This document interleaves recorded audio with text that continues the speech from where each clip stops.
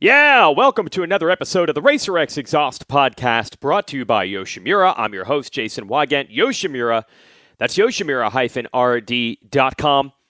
They're going to have Yoshimura exhausts on the back of a very special CRF 450R this weekend at the Monster Energy Cup in Las Vegas. For Tim Geiser is going to try Monster Cup again. It did not go well in 2017, but the now three-time World Motocross champ is going to give it another whirl.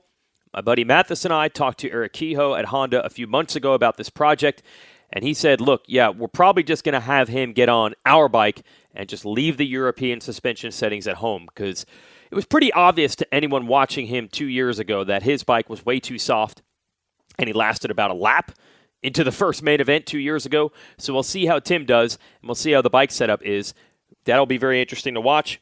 What we do know for sure, his exhaust system will be dialed thanks to the folks at Yoshimura. So again, check them out at Yoshimura-RD.com. Also, this is all brought to you by Air Medcare Network. We've been talking about this the last couple of months. What if you're hospitalized with an injury far from home? You'd want to recover close to family and friends. And with an Air Medcare Network Fly You Home membership, you'll have control of where you're treated. You'll be transported to your local hospital of choice with no out-of-pocket cost. And you can save $10 with the offer code 10MOTO. That's 10MOTO. Visit airmedcarenetwork.com/RacerX Offer 1. Racer X, we have new magazines in the offing. I just finished a story for our next issue on Red Bull Straight Rhythm, one of my favorite events of the year. The racing is good. It's really just the hangout. It's all time as far as hangout because everyone is so relaxed. Everyone's there to have a good time. And no one really has to do any kind of travel grind because for the most part, everyone's just driving up from California. And the Red Bull crew on the TV side, I get to work with the familiar faces from Lucas Oil Pro Motocross, produce most of the show. I throw a couple of old friends from Red Bull in the mix. We got Wes Williams and his super duper old school Verb video crew producing most of the features. So it's almost like a reunion for Straight Rhythm. And I love that event. That was really, really fun and cool.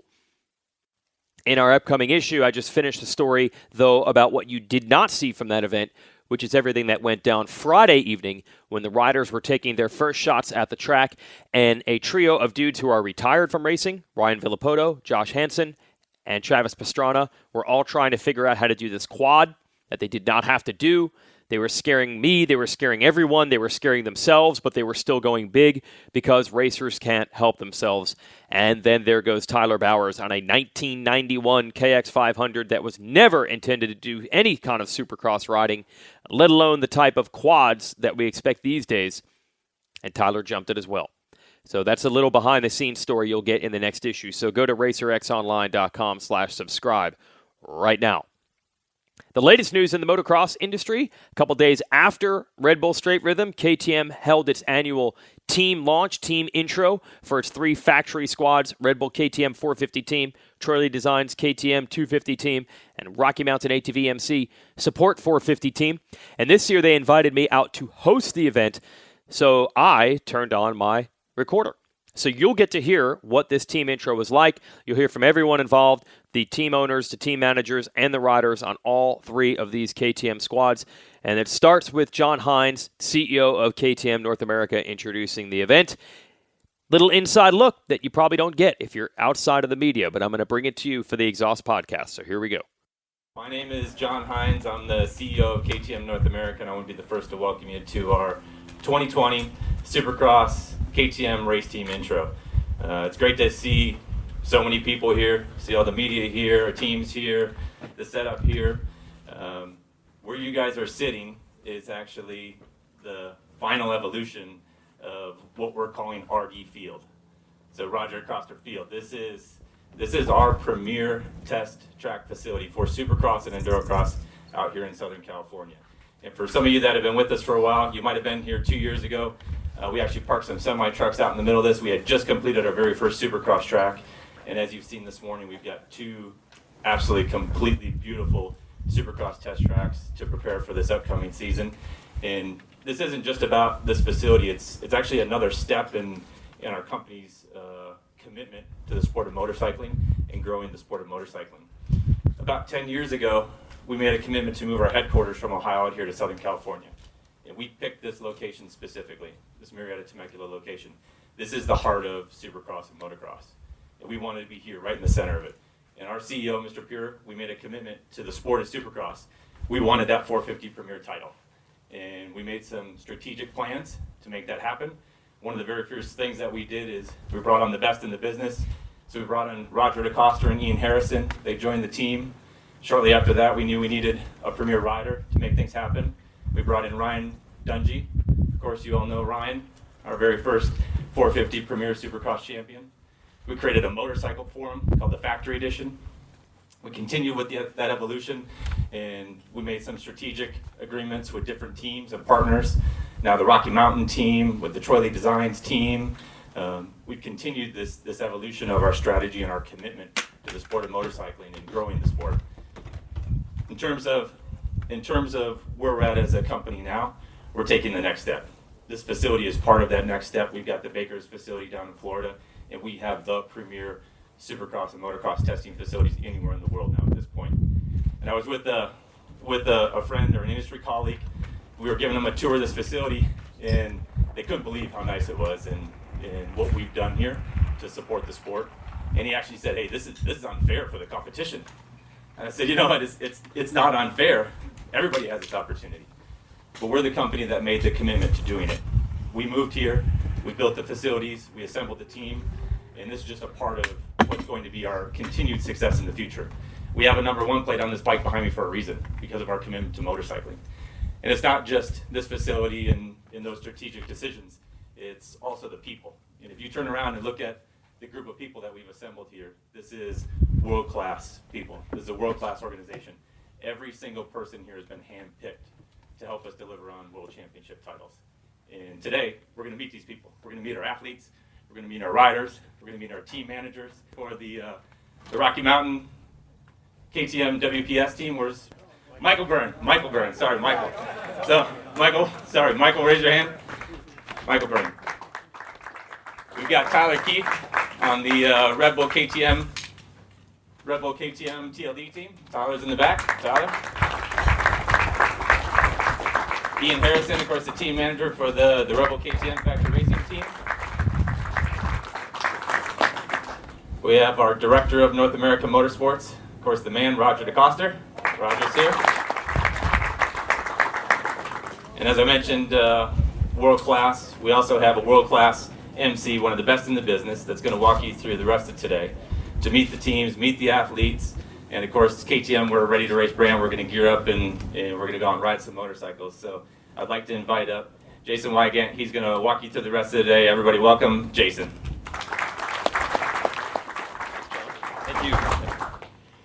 Thanks, great to be here. I've always heard about this event, but luckily I was on the West Coast already for Red Bull Straight Rhythm, and then I went home anyway because I got to be a good dad, but I was not going to miss this. As John Hines says, it's a world-class organization and world-class athletes.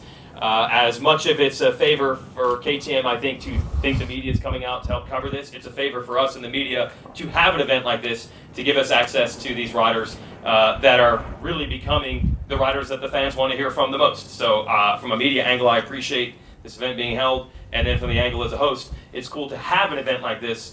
I think it's another example of leadership. Everybody has a test track out in California somewhere, but not most folks are holding an event like this to really show what they're all about. And also, we can interview the riders today and then stay out of the hair of the race teams for the next couple of months, so it works better for everyone. So I'm glad to be here. I am Jason Weigandt. I do a lot of announcing in the sport, whether it's Lucas Oil Pro Motocross announcing on television, and pretty much every other race series that KTM's other racing teams are involved in, be it off-road or flat track. So I'm familiar with the rise of this brand, and it doesn't seem like it was that long ago that the idea of KTM and that goal of winning the Premier 450 Supercross Championship seemed so far out of reach, and it all started to happen so quickly. And then once they got there and started winning races and titles, you thought that would be the peak. But I think with the success of the other teams and the growth of these teams, I think it's pretty obvious that that was only the beginning, and things keep getting better and better. So we'll try to illustrate that as well as we can today. We're going to start with the Rocky Mountain ATV MC KTM team. This is a support group, but you wouldn't know by the results on the track. They did win a Supercross race last year. They've won races in the Pro Motocross Championship as well. So I will start with the owner of that team. We'll bring Forrest Butler on up and talk about Rocky Mountain for 2020. Come on up, Forrest. It is an amazing story. You and I talk about this all the time. It was as privateer as a privateer team could get. As impressive as KTM's rise has been, it's been even maybe crazier where your team started and where you guys are now. Yeah, it's each year I add on like what year we're going into. So this is going to be going into 8 years. Mm-hmm. I can't believe it's been 8 years. We're contracted through 9 years. I'm hoping we make that decade. Okay. Right? We're going to go 10 years. All right. No, it's been an honor, and honestly, it just goes with our first year in 13. We were hired to put bikes in the main event. That's really what it was all about. Mm-hmm. Ryan was getting on the podium, going after wins, and everything that Hines already said. This team, the work ethic behind it helped us step up our game, and immediately we were all out doing what we were supposed to do. And quickly we became a top 10 team, then to a top 5 team, and the last couple of years moved to a podium team, and now we're winning races. So it's been 2.5 years, 3 years since we've been outdoor contenders. This year, Blake stepped up and got the first Supercross win. Mm-hmm. So that was monkey off the back. Some cool facts that if the year blows by, some other things we did this year for KTM as a brand was we had 3 podium sweeps. So 3 podium sweeps between Blake, Marvin, Cooper, which was pretty cool. Mm-hmm. You know, when we did the first one, it was like you hit it, then the second one, then the third one, we were already kind of like, all right, well, what can we do next? We got to sweep the top 5. Okay. You have enough riders to get it done. And by the way, explain how your team integrates with the factory Red Bull KTM effort. How does that all work together? Traditionally, in the past, you had, I think, every time you always heard of a factory support team, it was more looked up on R&D. And when we first came in, I thought that's what the program was going to be like, and it never was. Andrew came in early, and obviously he had worked with Roger and the guys in the past, so we did a lot of R&D, but then it was never an R&D project, you know what I mean? But what we raced with and what we tested with, we were allowed to race with too. So aside from we get to do some of our own outside sponsors for financial reasons, things we do, we have a lot of group sponsors. But when it comes down to the chassis, the motor, the engine, suspension, that's the one thing that's out there. We are through the factory services program, but the guys aren't equal equipment, you know, and it shows. Yep. And talk about your rider lineup for this year. So Blake's still going. Blake's with the team through 2021, and then a new addition this year will be Mr. Bogle, who rode with the team last year. Obviously, he was a fill-in rider for Benny Bloss, and Benny had been with the team for quite some time.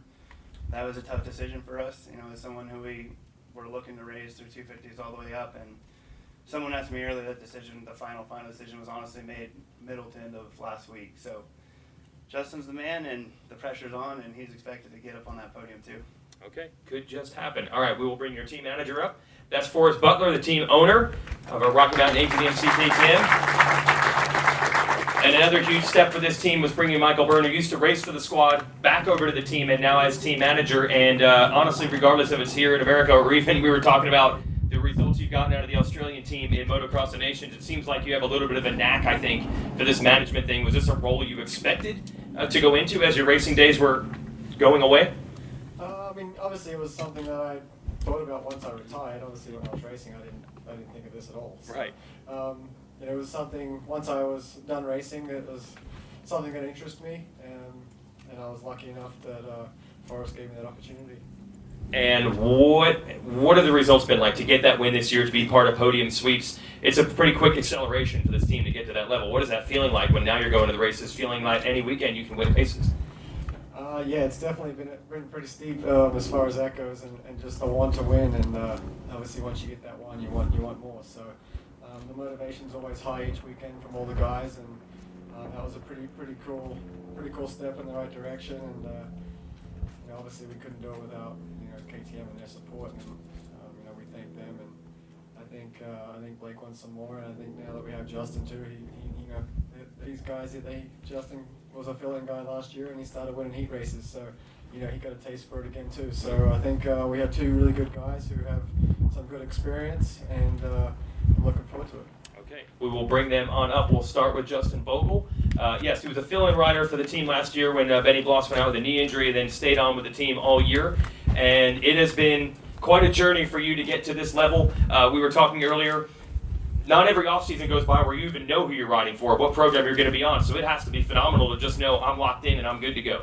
Yeah, I mean, I'm extremely grateful and excited about this opportunity, man. It's been obviously a crazy few years of my career, but to be able to be back in a situation where, you know, winning is a real capability with staff like this, equipment like this, man, it's a beautiful thing. I'm super excited. There were some downs for you, a lot of injuries, and then not even knowing if you'd have a ride. Had you ever given up on it at one point and thought this wouldn't happen? Or did you always have the vision of, no, I can still get this? I mean, obviously there's times when it gets tough, but I really do believe in myself and I know what I'm capable of, so I definitely never threw in the towel. There was never that moment where that was going to happen. I believe that I'm not done with this yet. I got a lot more I meant to accomplish, so like I said, I think the whole situation with my career and all the injuries and all the things that happened, it's part of it with this stuff. It really is. It's somewhat unavoidable, but it all led me to be in this position I'm at right now, which I think is the best possible position I could ever dream to be in. So I'm thankful for all the downs, ups, all the stuff that led me here, because I truly believe in these guys, and I know that they feel the same about me, and that's a beautiful thing, man. It's tough to find that. Cool. And by the way, you had a little illness toward the end of the year. How are you feeling right now? What's your off-season plan? Yeah, I took some time off, obviously, tried to rest and recover, and been seeing some doctors and getting in different places and trying to get all that sorted, but mostly, man, just rest and recovery, and that's a huge part of it, figuring that side of my program out a little bit more with just, all that side of things, which is really important, and you kind of lose sight of that sometimes when you're trying to just train harder all the time. So, yeah, man, it's been a big season of growth and learning for me, and I'm hoping to apply that when Supercross comes. Okay. You'll be ready for January 2020. That's Justin Bogle, everyone. We'll bring Blake Baggett up. Yeah, Blake, you did it. You got the team their first outdoor win, and then you got the team their first Supercross win just this year. So, same for you. What an amazingly steep curve for this team and for you to reach the top of the mountain and win a Supercross race. Yeah, definitely. Once you get the one, as soon as you're off that podium and you get done with the press conference, talking to yourself and everybody else, it's kind of back to the drawing board on how do you do it again, how do you back it up, and came up a little bit short on that, but that definitely leads motivation into this year. The goal is to definitely get another win and then immediately try to back it up as we can. But KTM is providing us with the best of the best, and we're not lacking in that department. If it doesn't happen, it's the rider that didn't make it happen. So we'll try to make it happen. You also had an illness toward the end. We missed you at the end of Pro Motocross. So what's your schedule? What has that been like the last couple of months? Yeah, I just it's tough going to the races, not feeling good, and for me, it got to the point of I knew that I had the speed. I was able to win a moto and ride like myself, and it just after that I wasn't able to do it during the season. So I talked to Forrest, and it was better for me just to sit at home and regroup and try to figure out what was wrong with me. It hurts you going there mentally and everything when you go there and you know you can win and you can run up front with those guys, but you just can't physically do it. So for me, sitting out was the best thing, and just kind of regrouping. Had a wife had a little baby, so we're kind of in a whole new step. So that's been good for my recovery. Not much sleep, but not doing much really, just hanging out. So we'll be ready for 2020. Yeah, have you been back on the bike yet, or are we just getting there? I drug the Supercross track over with a beam and rode a little on Wednesday, knock off the cobwebs. I didn't want to come out here and dust you guys out with all the rust. So yeah, we'll give it a go. But yeah, just basically this will be kind of the start of things. Okay, that's Blake Baggett, and that's the Rocky Mountain ATV MC KTM team. You guys can move. We're going to get some photos here of the team together. If any of the photographers want to come up and get the photo shoot, our next team will be the Troy Lee Designs Red Bull KTM squad. Okay, so that's the Rocky Mountain ATV MC KTM team. KTM's official Factory 250 effort, once again, is the Troy Lee Designs Red Bull KTM team. I'm going to invite the team manager, Tyler Keefe, on up to talk about that squad. A lot of new faces for 2020.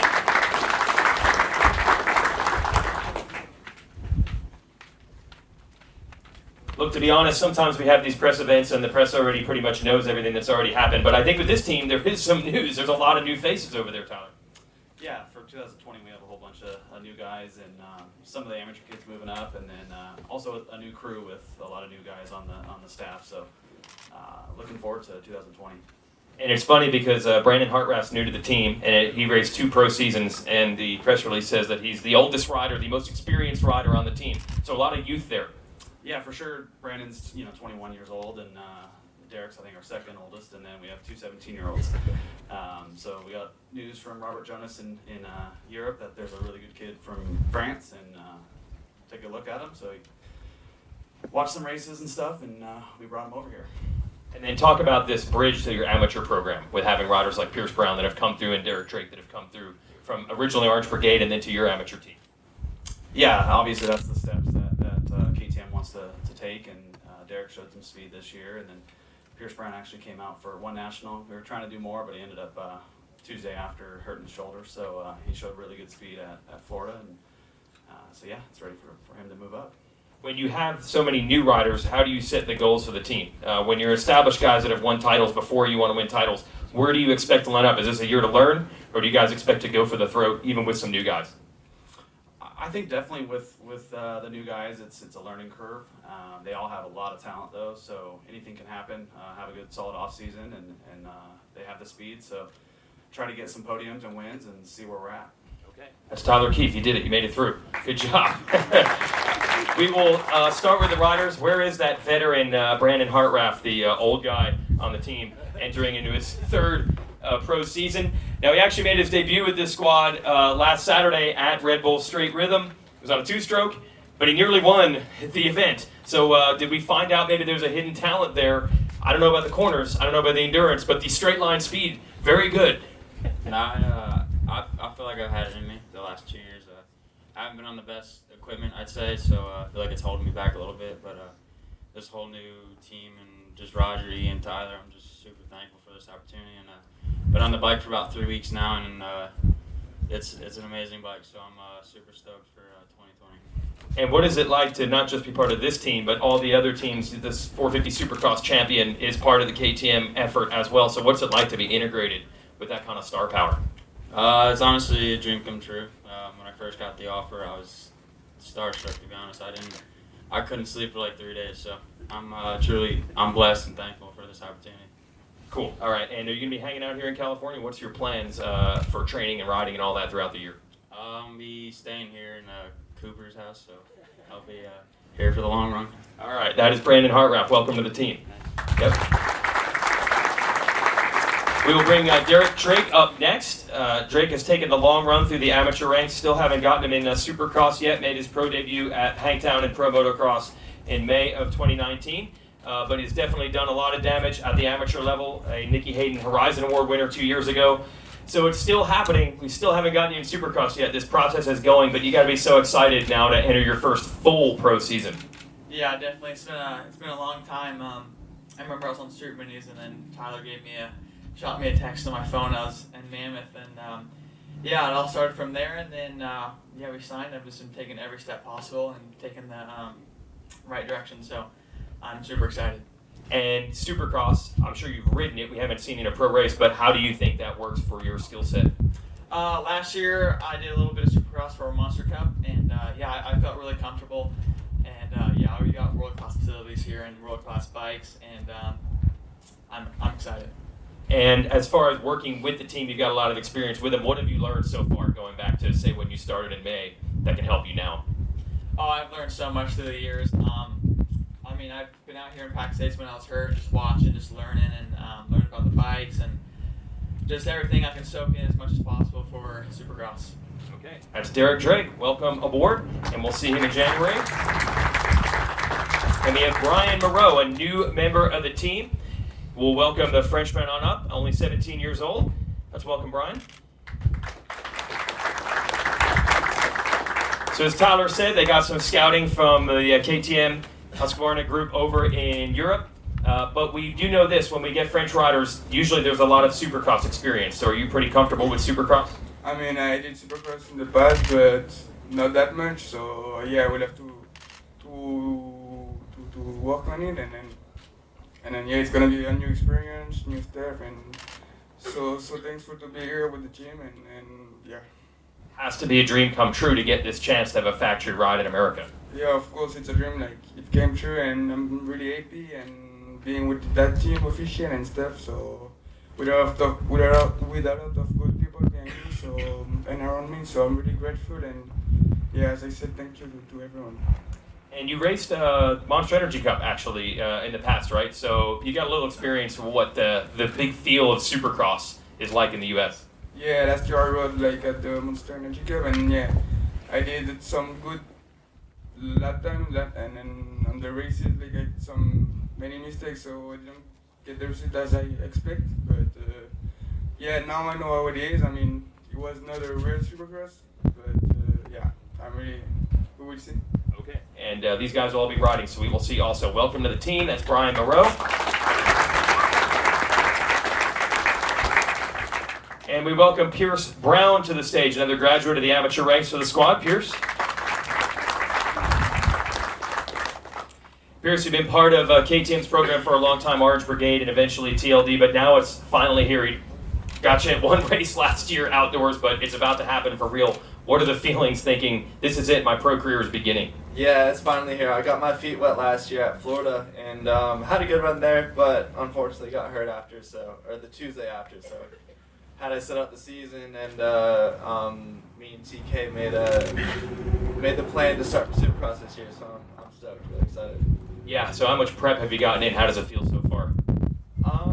After Loretta's, I took some time off to get healed up and everything like that, so I've been out here for about like a month now, and had about 3 weeks on the bike on Supercross, and so far it's going really good with the team, the staff, everyone. It's just a dream, so I'm really excited for 2020.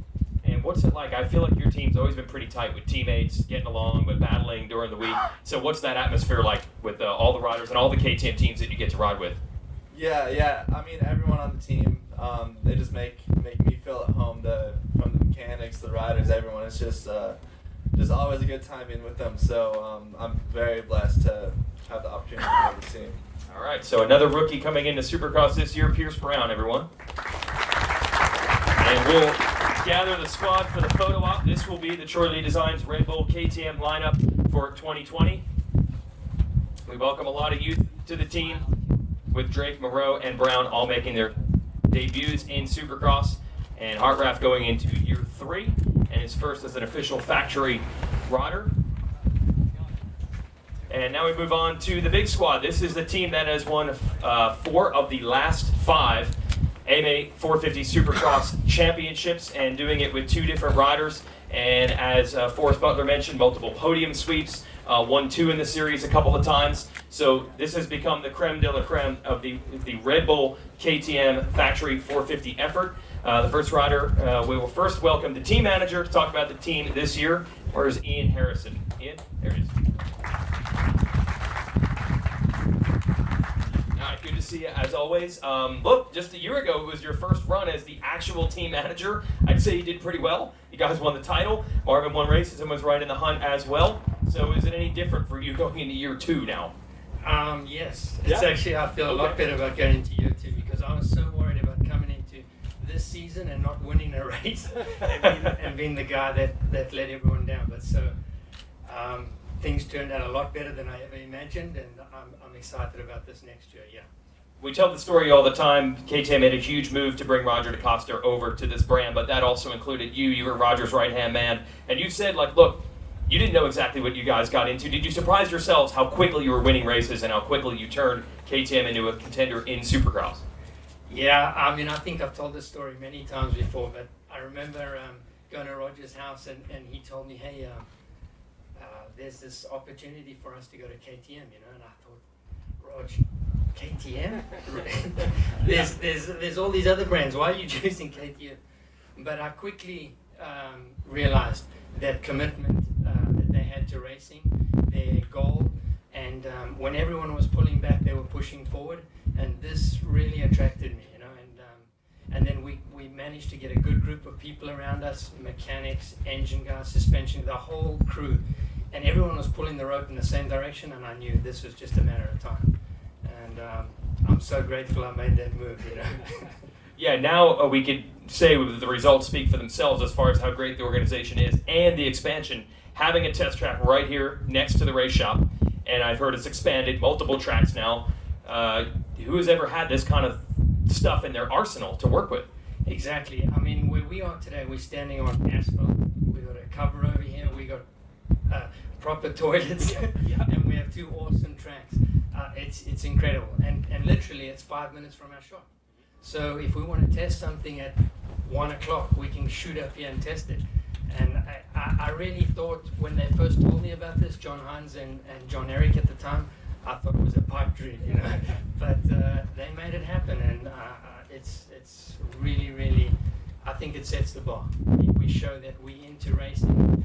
Racing is in our DNA, and I'm super proud to be a part of this whole organization and this facility. Yeah, it speaks volumes, investing and growing like this. Let's talk about your riders real quick for 2020. You're bringing back the same lineup, which is already very capable in 2019, so you have to be excited about your chances. Yeah, I am. We extended Marvin's contract just a few months back. We're super excited about that. The 2 guys we have, I mean, we have a really competitive field out there. There's a lot of competitive riders, but I think we have 2 of the best. And they proved it this last year. They're fierce competitors, and I couldn't. If you had asked me to choose another 2 guys, I don't think I could choose a better 2. All right, that says a lot right there. That's Ian Harrison, your team manager. Thank you. Good job, Ian. We will welcome Marvin Musquin to the stage. Won a lot of races last year, both indoors and out. That's pretty much an annual thing. Come on up, Marvin. All right. Good to see you, as always. Always a perennial title contender, a race winner. But we haven't seen you actually now for a little while, so give us an update on what's happened with you here during this off-season. Yeah, like you said, off-season. You know, usually the off-season is really short, and we have a couple events off-season. But yeah, this year it's all different. Unfortunately, on the very last moto of the year, I had a big crash, and I took my knee again. So we took time to get it sorted and make sure I'm ready to go for a new year. You know, last year it was very like couple days before Anaheim that I get it. You know, like a little surgery on it. So only a couple rides before Anaheim 1. It was definitely not ideal, and I was like not in good shape. You know, and then I still made it through the season and was able to win 2 main events, and you know I never give up, and so this year I want to take the more time and better decisions too, and I have great people around me, for the team, the people in your physio and surgeon, everybody, so we'll make sure we're ready. Yeah, when you show up at the races, if you're on the motorcycle, people think, well, it's Marvin Musquin, so he should be a contender. But I didn't realize until later, when you got to Anaheim 1, it maybe wasn't the typical level of Marvin Musquin, though people still expect you to perform. Yeah, this sport is very difficult, and especially Supercross, and even when you're 100%, it's not easy, and it's a dangerous sport, but that's what I love to do, but last year I was definitely not in a good position, but I knew I had the best bike, the best team, the best people around me, and like I said, I never give up, and we're able to climb up in the championship, and we're like second at one point in the championship, so it was another good year with a very bad start, so I'm looking for a better start and a better finish. Okay. And one other interesting thing, your pathway, we see some amateur riders come through, but KTM has always been strong in Europe. That's the direction you came from. So I don't know how other teams integrate their European arm and their American arm, but it seems like KTM's kind of one group, and that's probably helped out for you. Oh yeah, I mean, I cannot say enough, about KTM, especially back in 2009. I was in a great place in the championship and in a very bad place, with teams. So KTM picked me up, and I was able to be a 2-time world champion and move to America. So, I mean, great opportunity at this point. And when I see Brian having that opportunity, it's I told him, it's there. So give 100%. It's always cool to be here and see everybody present here and see the facility. And I'm definitely excited for a new year for me and everybody. Okay, that's Marvin Musquin, everybody. Thanks for coming, Marvin. And what an additional story for KTM to take a rider who was not part of the KTM group originally and pick him up and end up winning the premier championship in this sport. Let's welcome up our new champion of Monster Energy Supercross. That is Cooper Webb. Well, this is it. This is your motorcycle with the number 1. I don't know how often you've ridden with the number 1 or seen the number 1 on this bike. It's all kind of coming now. You're officially the defending Supercross champion, no longer just the current Supercross champ. It's happened. Yeah, for sure. It's crazy to put in perspective and see the number 1 on the bike. And I remember being, in this media day last year, just new to the team and definitely a different position than being the reigning champion. So it's crazy to see the progress in 1 year with the team. What we were able to accomplish was amazing and a dream come true. And they've taken me in and made it like a family, like everybody said. And yeah, it's incredible to be here to represent them, to represent the brand, and try to accomplish this goal again. What does it say about KTM and the bikes and the effort and the team to have gotten you where they did in 1 year? You were on another team and you did well, but it accelerated. That says a lot. A lot of times guys switch and it really doesn't make that big a difference. Yeah, absolutely. I mean, it is insane to see the progression. Obviously, there's a lot of people that were involved to make that happen, but just as a whole, where, like I said, where I was coming into last year and the transition into this year, and yeah, it's great. It's cool to be coming and seeing, the same faces and but progressed with the motorcycle, with myself, the team, everything. So, man, it is crazy to see what actually went on last year, and I think it shows how committed and how driven this team is to win, and it's pretty amazing. You made that transition so quick. New training, new place to live, new bikes, new team.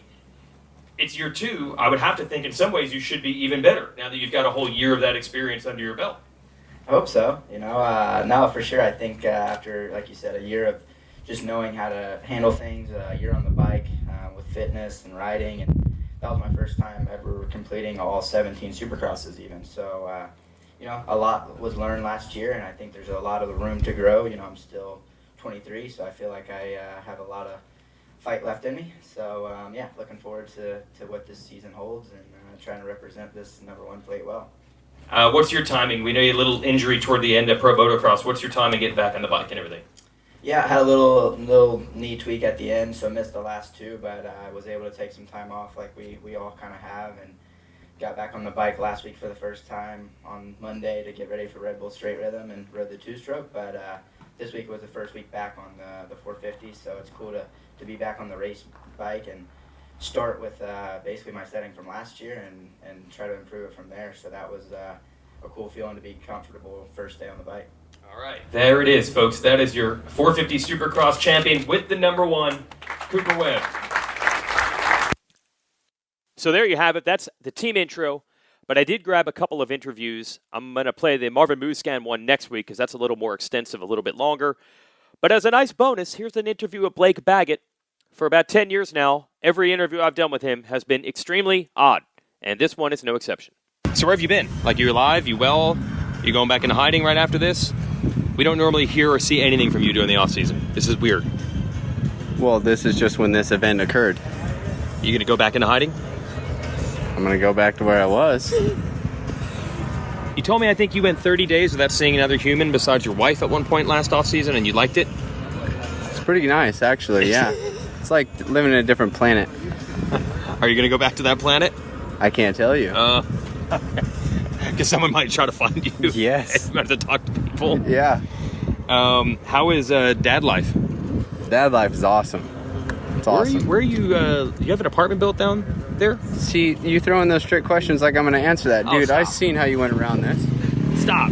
Well, like, last time, I mean, one point you were living like a fifth wheel. Like, please tell me, dad life, you're not living in a fifth wheel. No, we got an apartment inside the building. Okay. But that's where it's all based out of? Yeah. Wow. Living off the land. Yeah, kind of. Yeah. It's pretty remote, dude. Yeah, it's pretty remote, but it's temporary. Oh, okay. There is a plan. Yeah. There is a plan. I won't be there forever. Okay, all right, that's cool. That's just for racing purposes. Yeah. Okay. I won't even remember. Yeah. Won't even remember those days. Yeah, exactly. Have you been able to ride much, or really just getting back into it? I rode Wednesday. And that's it? That was it. Getting the rust off. I got 4 laps linked together. Is that what you did today? Oh, I don't even think I have 4 linked together here today. Fresh track, new track, you know what I mean? You know how it goes. It's not quite main event time. Do you have any idea what condition you're even in, or do you need to start hitting it gnarly to even know if you're over it? I got my dad bod going. Oh, really? Yeah. That's something. Whoa! That's why you're not out there right now. People getting nasty in the whoops. Just waiting for dust to clear, bro. Dust or rust? Well, the rust's coming off me. Yes, when you rode last week on Wednesday, how was that? Rusty. Was it? Yeah. And it was Supercross? Yes. Hadn't done it since May? Exactly. Haven't rode since Millville. Gosh. So can you tell physically if you're any better, or do you need to race and train to even know? I feel a little better. Yeah. It's not time to go yet. Just from resting, or are you doing something? I'm on some medicine. So, you are? Yeah. Okay. Yeah. You actually know what you had? Well, I ended up having parvo. What the hell's that? It's got the same name as the dog virus, but it's really? It's like chicken pox, stuff like that. Really? Yeah, you get it when you're little, and then you're supposed to have it. Yeah. And then you never get it again. Well, I evidently never got it when I was little, so I had it really bad. And then just from there, I had a bunch of food allergy stuff that everything I was eating I was allergic to, and like your whole life. Yeah, my body just, you get older, your body changes. So okay. I was just not healthy, just weak and tired and achy, and felt like I had the flu the whole time. And basically, why go to the races if you know you can't fight to win? So when you look back, you were feeling that long before Millville, long before you stopped racing? Oh, I was feeling that before outdoors ever started. Oh, really? Yeah. It just kept getting worse. So at first you didn't even know that there was a problem? No. Yeah. So is that moto win just a shocker now looking back? I mean, it's high points, so it was luck, we'll say that. Okay. Luck. Nobody else raced. Nobody else wanted to win. I don't know. Whatever you want to say. You guys are like the tabloids. You tell me what I did. You've become like a whole shot artist, man. It's come a long way from back in the day. That helped. You did start first in that race. I did there, yeah. And it might have worked out at Paula also. Might have. We raced at Paula? I thought that was pit stop Paula. Dude. We never saw it on camera, but I think it was a bad one. It was big, yeah. When you have to come in for a new front wheel because it won't roll, it was a big one. It was big.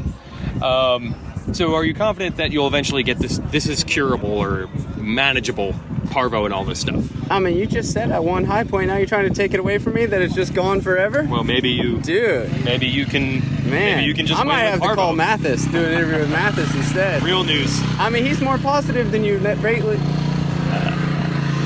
You dug down deep.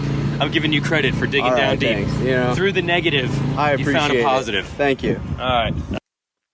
All right. Another weird one from Baggett. That's it for our show this week. Thanks to Yoshimura, our sponsor of the Racer X Exhaust podcast and the exhaust company supplier for the factory Honda teams. That includes Ken Roxon. It includes Justin Brayton lighting it up, sweeping the two main events at the opener for the Australian Supercross Championship. I have to find Brayton, man. He left North Carolina right now to go to Australia. I can't live without him. So I will be attending the New Zealand and Australian Supercrosses in November. We'll be reunited, and it will feel oh so good. And I will get to hang out with Brayton, check out those Yoshimura exhaust pipes on his Honda, and then he'll be back in January as Roxon's teammate in Supercross. Chase Sexton going to move up to 450s outdoors, all of them using Yoshimura exhaust. That's our show this week. I'm going to run the Marvin Musquin interview that I did at this event next week. It's a little more extensive than usual. I feel like Marvin's been around for a long time, but there's a lot of questions that I don't think I've ever heard anyone ask. So stay tuned. That'll be next week's show. Thanks for listening.